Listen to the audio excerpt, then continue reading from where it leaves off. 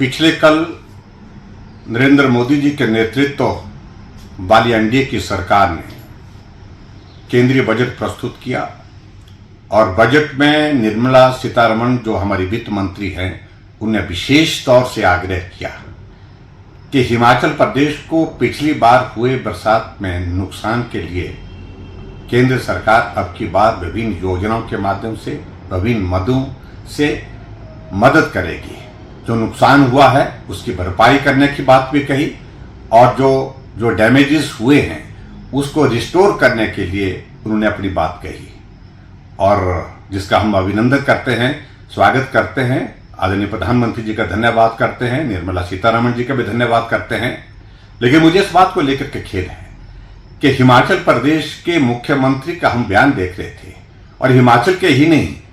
जो कांग्रेस शासित मुख्यमंत्री नीति आयोग की बैठक का बहिष्कार करने का फैसला करने जा रहे हैं, ये मैं समझता हूं कि बहुत ही दुर्भाग्यपूर्ण है और इसके माध्यम से एक संदेश वो देने जा रहे हैं और वो संदेश देने की कोशिश कर रहे हैं कि जहां कांग्रेस की सरकारें हैं वहां भारतीय जनता पार्टी एनडीए की सरकार ने इस बजट में उनके प्रदेश की हितों की रक्षा नहीं किया, जबकि सभी प्रदेशों के लिए बजट में बहुत सारी मदद हुई है और हिमाचल जैसे छोटे से प्रदेश के लिए भी मदद, चाहे वो प्रधानमंत्री ग्राम सड़क योजना का फिर से शुरू होना, इसके माध्यम से बहुत बड़ी मदद होगी, चाहे वो 1,50,000 करोड़ रुपए का प्रावधान जो 50 साल के लिए बिना ब्याज के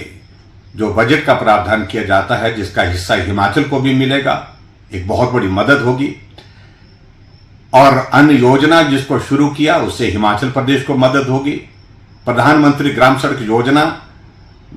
के साथ साथ में जो दूसरे हमारे विशेष तौर से हिमाचल के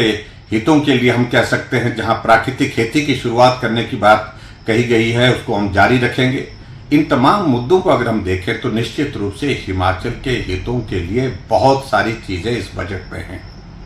लेकिन राजनीतिक दृष्टि से कांग्रेस के नेता इस बात के लिए आमदा हुए पड़े हैं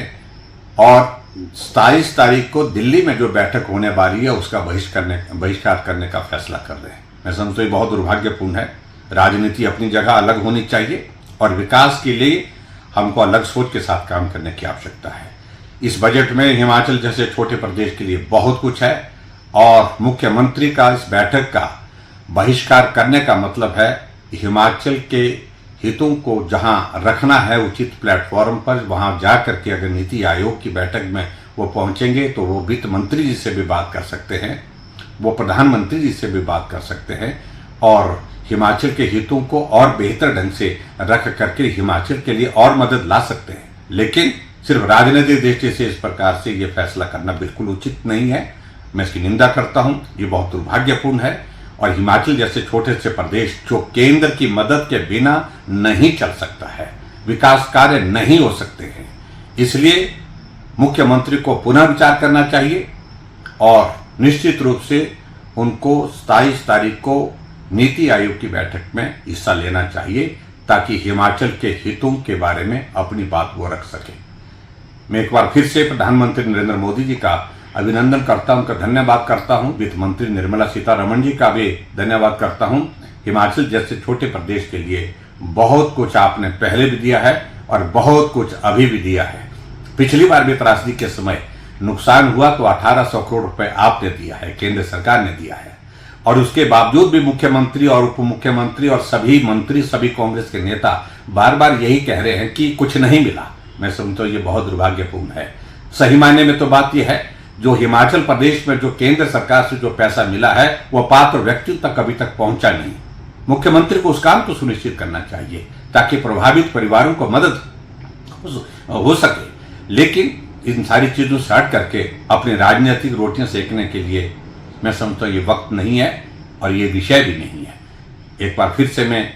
आग्रह करूंगा, मुख्यमंत्री जाए और नीति आयोग की बैठक में हिस्सा लें। हिमाचल के लिए कुछ और मांगना है वो भी मांगिए, लेकिन इससे पहले हिमाचल प्रदेश के लिए जो आदरणीय मोदी जी ने बहुत कुछ दिया है, निर्मला सीतारमण जी ने एज फाइनेंस मिनिस्टर जो बहुत कुछ दिया है, उसके लिए उनको धन्यवाद करना चाहिए।